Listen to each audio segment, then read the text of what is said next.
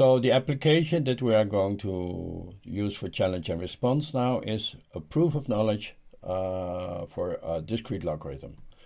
So let me remind you what a discrete log is. Essentially, the x is the secret here. It's the exponent. One knows alpha, beta, and p. These are public. X is known in this case by the prover. And so the prover wants to show that it knows indeed the x such that alpha to the x equals to beta modulo a prime number p. And as I mentioned before, computing a discrete logarithm is a hard problem when p and x are large.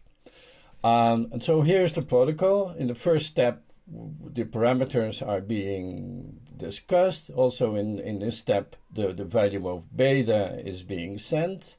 So this happens only one time, but the other steps are repeated k times.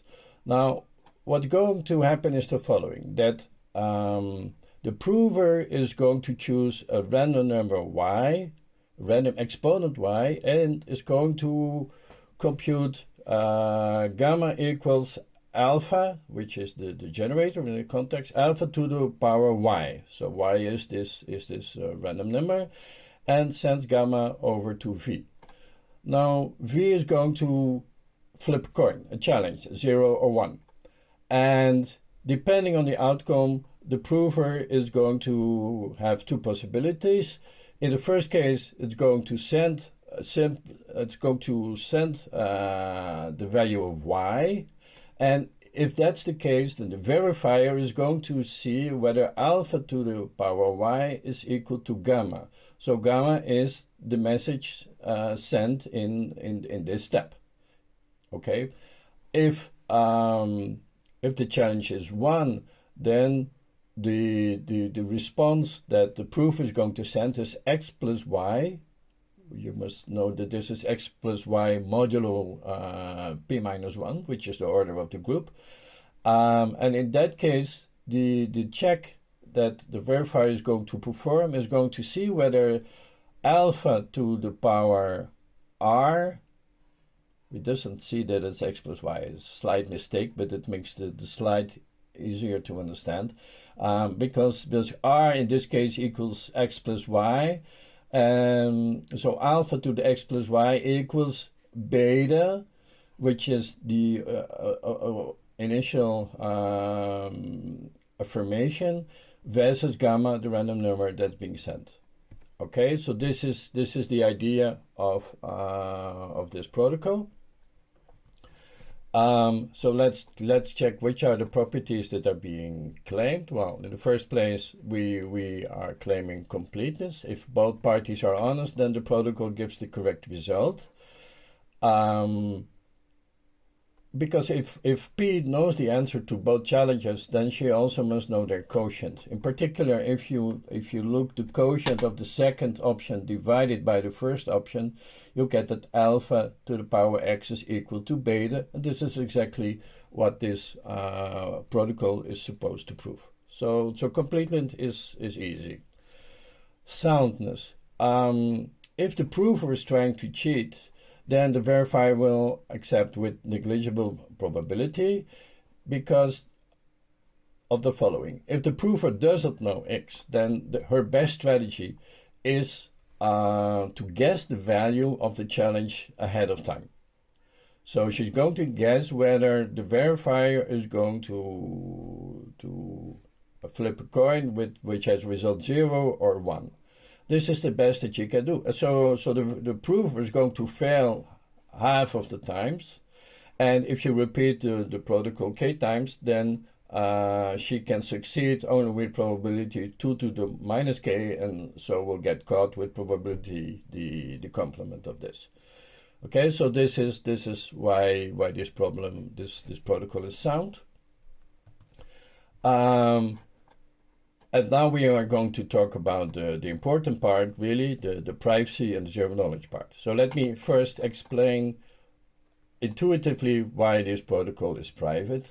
Well, in the case that this should be a C. In the case that the challenge equals 0, then the only thing that the verifier gets to see is gamma, and gamma is a random number, right? And she could have produced gamma and AR in this case by herself. And in the second case, when C equals 1, then what she gets to see is x plus y modulo p minus 1. But again, y is a random number, so this also doesn't reveal any useful information about the secret x. So this is sort of the informal reasoning. Now the more official reasoning uses the following concept. It uses a concept of simulatability, which says the following, that there exists a polynomial time algorithm that does not know x, which can simulate the messages sent by the prover. So the verifier, instead of talking to the official prover, she can imagine herself talking to a simulator, another party who does not know the secret, but who will produce a transcript, a set of messages, which will have the same probability distribution. Now, the simulator is somewhat doesn't know the secret, so she is it's in the same situation as a cheating prover. It must guess the challenge bit ahead of time, and so it will fail with probability of 1/2. But that is not the problem, because then the simulator can rewind to a previous state, flip yet another coin, and try it again. And so this will result in a slowdown, that's true, of 2 to the power k. But since k is a constant in this context, this is okay. So this is the idea of zero knowledge. The idea of zero knowledge is that the verifier can imagine himself talking to another party, a simulator, who does not know the secret, but can produce a transcript, a set of messages, which has the same probability distribution as the official prover. So that is the official definition of zero knowledge. Now I'm going to explain a variation of this protocol, and to this end I'm going to change the notation a bit. Instead of separating our C equal to 0, C equal to 1, I use this notation, because if C equals to 0, then this product cancels, and C equals 1, then we get x. So this is the same protocol as the one before, except that I'm using a slightly different notation. So why do I do this? Well, because now look that in this case the challenge is chosen to be 0 or 1, but we can choose the challenge from a much larger set, and then still the equations will completely hold. The check will be different here, because now the check will be beta to the power c. There is a c missing here. And this is a protocol which is known as the Schnorr protocol, which is the basis for many crypto system. Stefan Brans has used it for credentials and for cash systems, and there are other systems heavily relying on Schnorr's protocol.